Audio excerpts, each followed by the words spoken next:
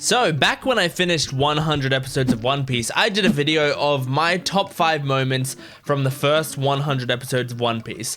Now, on this channel, I have finished 200 episodes of One Piece, so let's continue that tradition that I've started and do my top 5 moments from episodes 101 to 200. I think that's gonna be pretty fun to just, you know, after every 100 episodes, take a step back and appreciate the moments that I really enjoyed. Now, I was going through and just like looking at a bunch of the stuff that happened in these 100 episodes, watching my reactions of them and seeing which bits seemed to affect me the most. If you haven't seen my videos before, I do One Piece reactions. I do reactions to a lot of shows, but One Piece is one of my main reactions that I do on this channel. I have now, at this point, by the time I'm recording this video, done over 200 episodes of One Piece, and it has been a lot of fun. I've been having a great time doing it. So this video will be me basically talking about the moments that I think stuck with me the most out of these. Out of this section of episodes. I'm also going to be editing in little clips from the reactions that I'm talking about. If you want, you can go to my channel and you can watch the actual reactions of those episodes. And my Patreon account in the description below has the full-length reaction of everything. So if you wanted to just watch the show with me, you can do that on my Patreon account. That's worth it as well. So what we're gonna do is we're gonna go through my top 5 moments. We have some honorable mentions in there as well that I will be doing before I get to 1. We're gonna go backwards because that's the way countdowns normally happen. Make sure to comment down below your favorite moments of these episodes are, and remember, this is the big thing to remember with these sorts of things. I am a very emotionally driven person, and so I'm choosing these not based on like any sort of objective fact that I've come. I'm doing it based on what moments stuck with me. What, like, basically, if I was thinking about this list, it's basically the first 5 things that would pop into my head because they're the ones that stuck with me the longest. So this is going to be not necessarily your top 5, it's my top 5. And there are probably going to be moments in there that you're like, really? That one made your top 5? But remember, I'm a biased person. And if you watch my videos, you'll know the sorts of things that I'm biased towards, and you might be able to expect some of the things that are coming in this top 5 reaction. So anyway, let's jump into it. Here we go. Let's do number 5. So at number 5, we have Luffy versus Crocodile. Fuck yeah! Oh my god, rematch of the century. So, what I'm counting here is I'm basically doing all of the Luffy facing Crocodile rematch after he'd already lost to Crocodile once and he came back to fight Crocodile again. This was, I mean, like, it's obvious that this is gonna be a great moment. This is what the entire arc, or saga rather, was building up to. I think what's great about it is it introduces this invincible enemy in Crocodile. Obviously not actually invincible, but it looks like he's damn near invincible. It's really cool when shows are able to do that, I think, when they're able to introduce a character and watching you're just like, I have no idea how they would ever be able to beat this guy in a million years.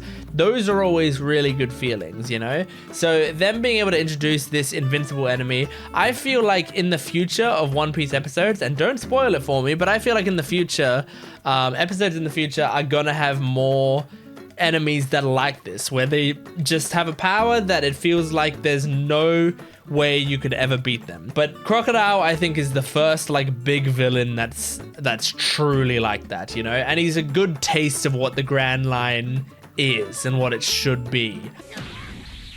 What? Huh? Luffy? You got a fucking punch in! Is it something to do with the like big thing of, I assume, water on your back? Also, Luffy's rematch with Crocodile feels so good because it's revenge, not just for all the stuff he's done, but for basically almost killing Luffy beforehand. I mean, this man stabbed him through the heart or whatever, wherever he stabbed him through. Very nearly killed Luffy, like straight up just killed him. And that is a dangerous villain. So being able to have Luffy fly back in and be able to get revenge against him is so amazing. Oh yeah, Luffy! Holy shit! And the other reason that I think it was great is because this was a moment where Luffy was able to prove to Vivi that he wasn't just all talk. Do you see that Luffy did it? He held up his end of the deal. And he did it.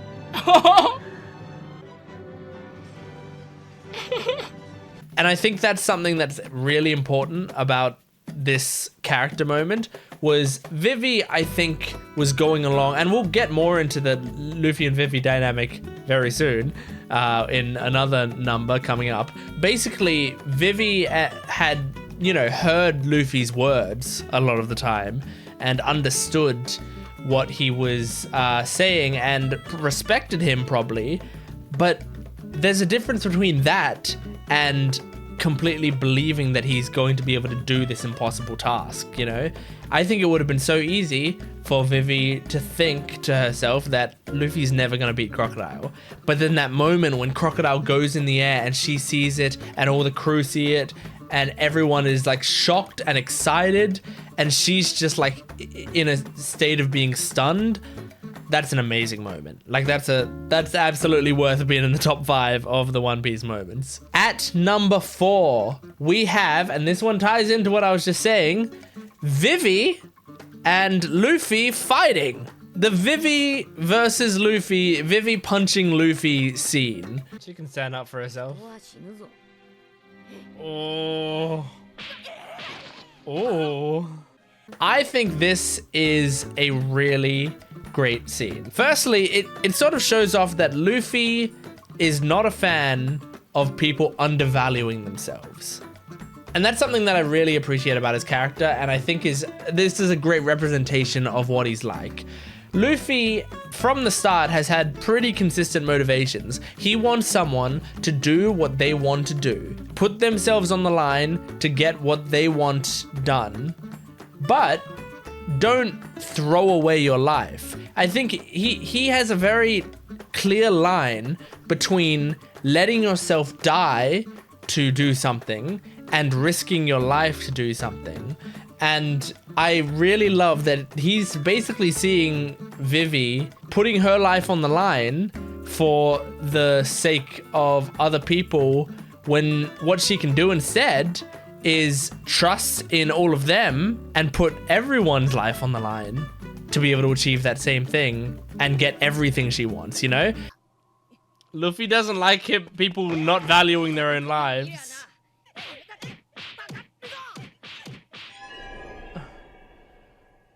What most needs to be done?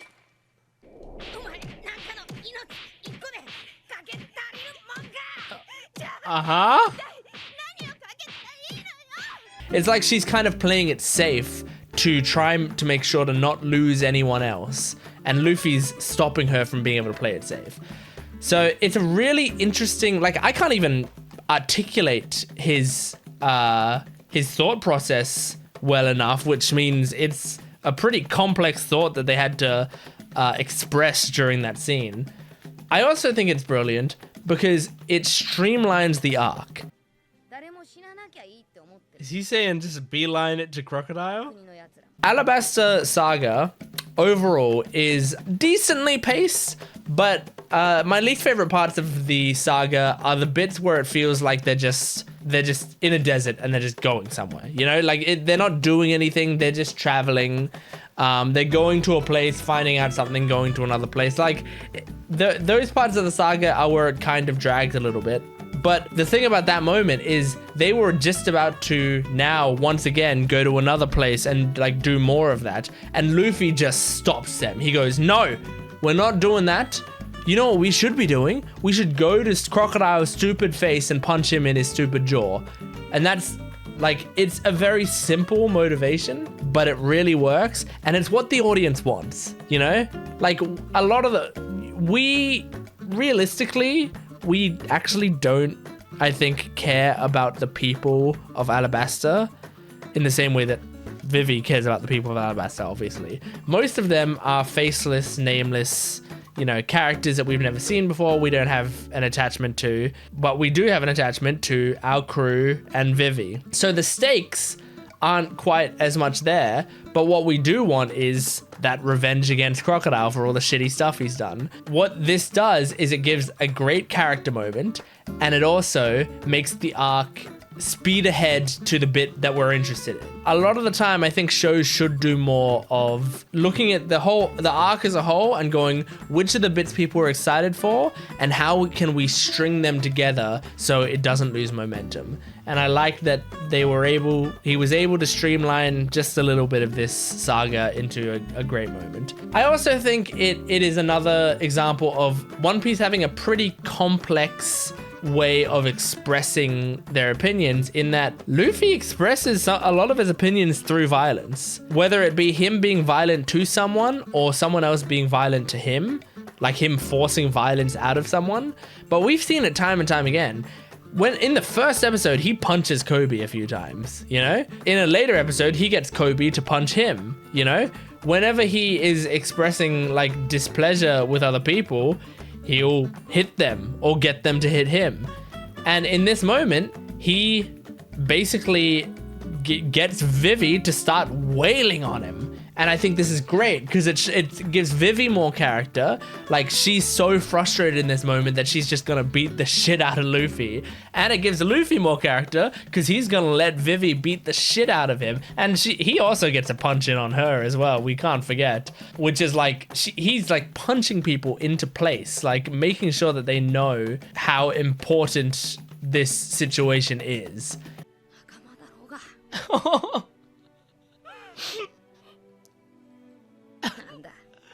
I think it's a very complex way to write the character because a lot of the time you don't have your protagonist, your good guy, do that. Can you imagine Ash Ketchum decking Misty? Like just absolutely slamming Misty to the ground to be able to teach a lesson about friendship? No, it just wouldn't happen. So that's why Luffy is such a cool character. And that's why in like the 4Kids dub of One Piece, they cut out so much of the interesting stuff Luffy did, because it's hard to explain to kids like, no, he's punching them for a good reason. He's punching his own friends for a good reason, but it's complex. So yeah, that's number 4. At number 3, this one's a little bit different than the other ones. And I kind of wondered whether I should put this here or put it lower or put it in honorable mentions. I wasn't quite sure, but I'm gonna stick with it here. And that's the 7 Warlords lore drop. Whoa, we're seeing some Warlords? Don Quixote, oh my god, Bartholomew Kuma. So it's not that we met all the 7 Warlords or anything, but essentially we had another one of those transitional episodes between arcs where they show what's going on in the rest of the world. And those episodes, quite often, I think, are going to be some of the better moments of One Piece, but just because of the way that One Piece is structured. These lore drops, they're juicy stuff. Like, I think One Piece fans will pretty much all agree that there's something really exciting about those moments. Some other shows, when they would do stuff like that, I wouldn't give a shit. I would not care. But when One Piece is like teasing its new characters, teasing some other things that are happening in the world, or showing old characters, it's exciting. So I really like the way that One Piece does it, and I like this specific one is like felt like a really important one to me. Now again, I've only seen 200 episodes of One Piece. I'm going off my own emotions and not hindsight, and I think that's an important thing to note here. Some people may think like, oh yeah, this was a really important lore drop because of what happens in episode 721, you know? Or some other people might be like, what? No, this lore drop actually didn't really matter that much. What actually did matter was this other thing they set up that you missed. Doesn't matter. I'm going off my own emotions here. I feel like this lore drop gave me a lot to work with and a lot to look forward to. It was setting up these future characters that looked interesting. The way they interacted was cool. It kind of teased some of their powers a little bit. I also liked that the main characters, our main characters, the Straw Hat Crew, this sort of episode shows that they're not the focus of everything that's going on. Like, they're almost small potatoes at this point in the show. Now, I feel like, you know, as the show goes on, they get bigger and bigger, and I think eventually it's going to be like a lot of the world will be revolving around what the Straw Hats are doing. But at this point, it's like, yeah, some of these people know about the Straw Hats. They might mention it and go like, oh yeah, that Straw Hat guy, he's you know, got a big bounty or whatever, or oh wow, this guy took down Crocodile or whatever, you know. But they won't, it's not like they're all gathering together to go like, okay, we all need to figure out what to do about these Straw Hats. They got other shit on their plate. They're dealing with stuff, and I think that's really cool because it's showing the whole world is moving along whether the Straw Hats are doing things or not. The world is constantly progressing. It's the sort of thing that if you were a dungeon master in D&D and you were trying to, like, it's the sort of thing that you aspire to do, is make your players feel like even if they're not doing things, the world is constantly pushing forward, you know? I think it's just great that One Piece is able to do that. Plus, it just showed off like a lot of cool designs for characters and stuff, where One Piece I think has like, for me at least, it's a huge pendulum, a huge spectrum between like designs that I think are amazing and just like perfect designs, and designs that I'm like, oh my god, I hate that. I absolutely hate that. Like, it's got a wide spectrum, but I think in that episode, it was like every character that was coming on screen, I was like, oh, who's this? Oh, they look cool. Oh, that's interesting, you know? So yeah, I really liked this lore drop. Okay, now we're at number 2. And this one is the only one that's making it from the Sky Island Saga. Now, you can watch my reactions to the Sky Island Saga. I didn't dislike the Sky Island Saga at all. There was a lot of stuff that I liked in it. As a whole, I did like it. There were bits and pieces that, you know, I think kind of dragged or weren't as good as other bits. But overall, I did like it. But when I was thinking of my top 5 moments, there weren't that many. But this one did stick out to me. And I don't think it's going to be what you think. This moment is Eneru being taken down by Wiper.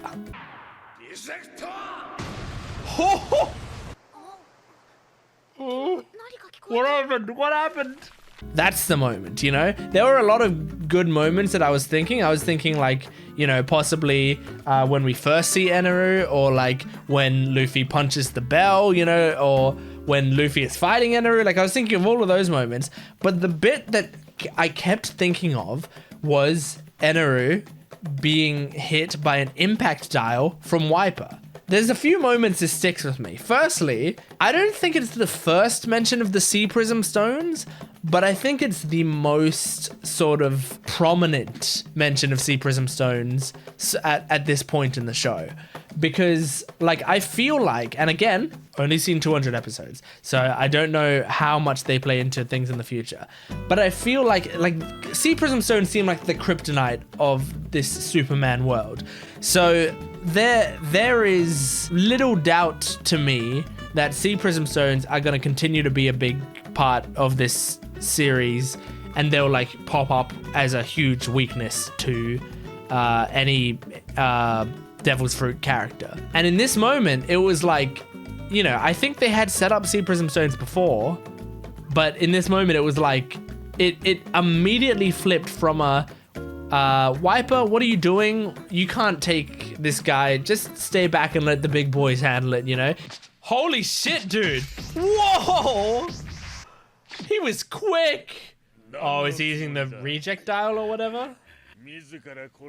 I don't think it's gonna do anything. It flipped immediately from that by him just saying the word Sea Prism Stone. I was like, oh shit. Hang on. He's got the upper hand now. Oh! Sea Prism Stone? Is that? Yeah! Because if you got a Devil's Fruit user and you've subdued them by Sea Prism Stone, as far as I know, that's like checkmate, you know? Because they lose their strength and they lose their powers. If they got neither of those things, someone like Wiper can absolutely take them out. And then he uses the reject dial on top of that, that's fucking sick, you know? Like, especially they've shown how powerful the reject dial is. Most people can't even fucking do it once, let alone 3 or 4 times that Wiper ends up doing it. And just like, it shows the resolve of him.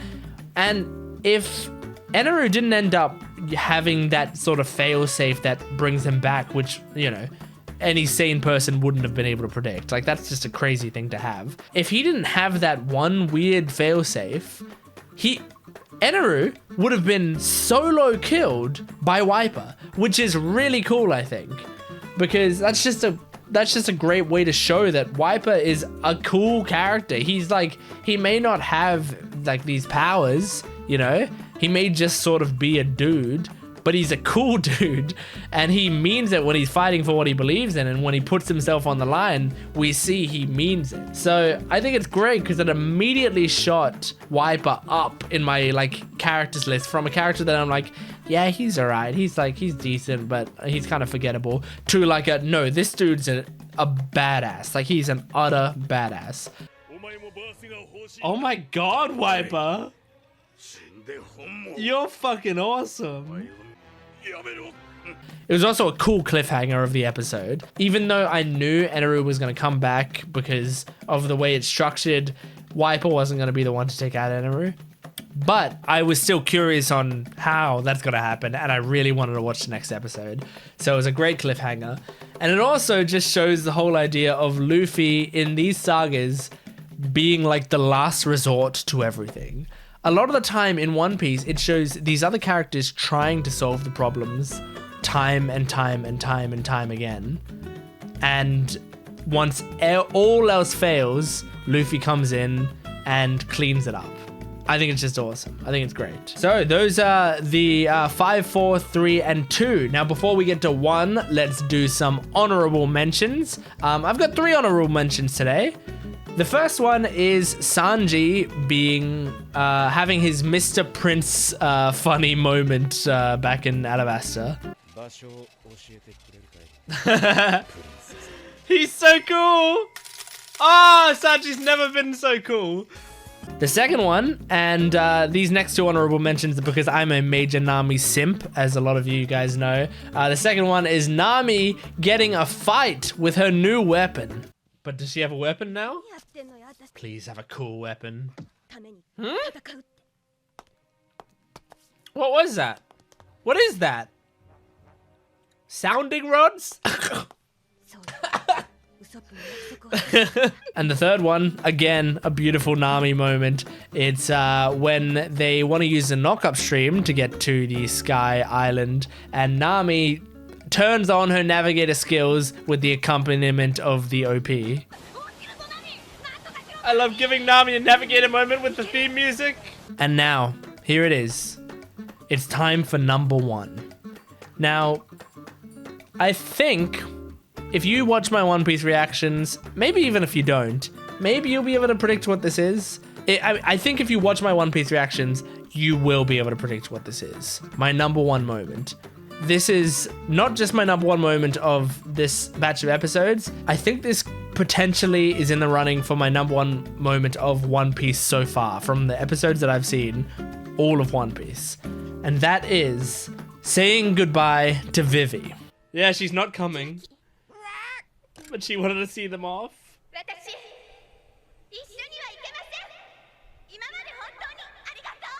So, Vivi is a character that I really adored, as is shown by me talking about her several times in this video. I talked about her in relation to Luffy vs. Crocodile. I talked about her with in number 4 with her punching Luffy. I think she's a brilliant character. I really, really loved her from the moment she came on screen to the moment she left it. And this moment is the most I've cried in One Piece.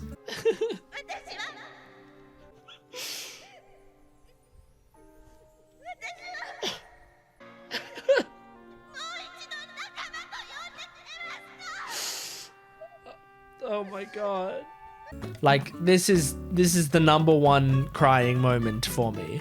I kind of cry rewatching my reaction to it as well. It's a beautiful moment. There are many things that go into this moment being great. Firstly, and this is something that this didn't work on me because of when I watched it and media osmosis, but the whole fake out of Vivi being a member of the Straw Hats, they do very much build it up to be Vivi very well might be a member of the Straw Hats, you know? That's absolutely how they set it up, because they have her be a character that fits very well into the crew. They have her play off Nami very well, which is important because they didn't have another woman on their squad at the time. And honestly, like, I think the audience was probably, you know, some of the audience was probably kind of thinking like, they're probably going to get another woman in there at some point. And then Vivi comes along and it's like, here she is, you know? She also comes with her own animal mascot, so that helps. They gave her her own, like, poster and theme music in the little mid cards, which only Straw Hats ever got, you know? So that was a pretty big moment. And they gave several episodes of, like, is she gonna come along? Like, they're inviting her to come with them, and she can if she wants, you know? And I think it's just a really beautiful moment of, like, even though I knew she wasn't going to come along because I've seen fan art of characters over the years, I knew that like Nico Robin joins the crew. I knew that Vivi like is not one of the people who was in the OPs and stuff. So like there's a lot of reasons that I knew that she wasn't going to join. And even I was still like, hang on, am I wrong? Is she gonna come? You know, because of the way they were building it up, it was great. It was a beautiful goodbye to an amazing character. I love her speech to all of the Straw Hats, basically saying, you know, thank you for everything. I love you guys and I want to come with you, but I love my country and I need to stay here. It was like an incredible thing how she's bawling her eyes out. And then they give it that extra gut punch of like, she wants them to basically say it back. Like the equivalent of like, you know, when your girlfriend goes, I love you, and then you have to say, I love you too, or she's going to be in a bad mood, you know? It's basically the equivalent of that, where she puts her heart out on the table and the Straw Hats, they want to reply and say like, you're our friend and we care about you. But they can't because the Navy's watching. And if they find out, Vivi's going to be in trouble. And then it leads to that moment of them all showing the X's on their arms. Oh, show the X. Show the X. That's all you need to do. That is an incredible moment. It's beautifully set up in the past with like, you know, the X's mean something important. They do just the right amount of flashback for it. You know, sometimes One Piece will overdo its flashbacks. It did not overdo its flashbacks here. It gives just the amount of context you need.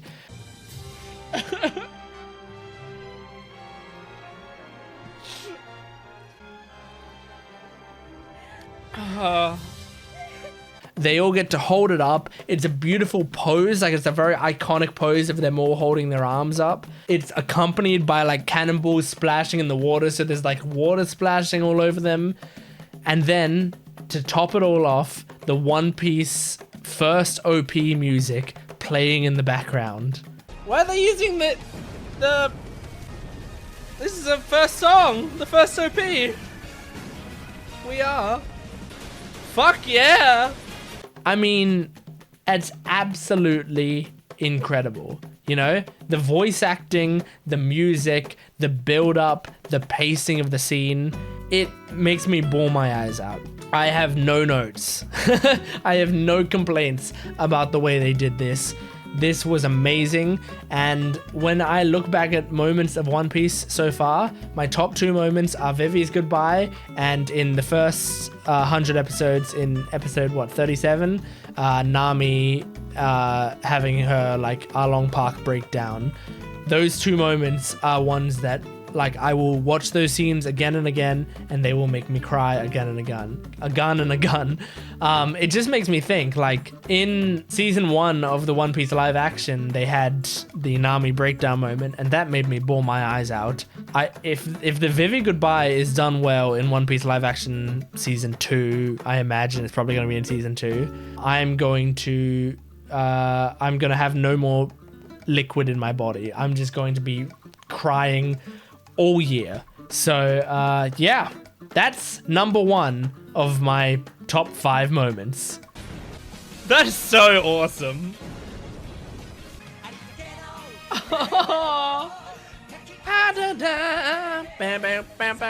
So I hope you enjoyed that. That's from episodes 101 to 200. Please, if you did enjoy it, feel free to go check out my One Piece reactions. I would absolutely love to have you there. Like the video, comment down below. Make sure to tell me your top moments. You don't have to insult my moments, but you can absolutely tell me your moments, because everyone kind of has different things that they connect to at different times. Some people, I'm sure, would have been like, hang on, why wasn't like Zoro versus Mr. One in there, you know, like stuff like that. And those are very valid opinions to have, so leave them down below. I would love to read all of your top moments as well. But thank you for joining me. My Patreon account has full-length reactions to all of One Piece so far. And it is also ahead of YouTube as well, so you're like 4 weeks ahead at least. Definitely worth going to check out. But thanks for watching. I'll see you next time. Goodbye.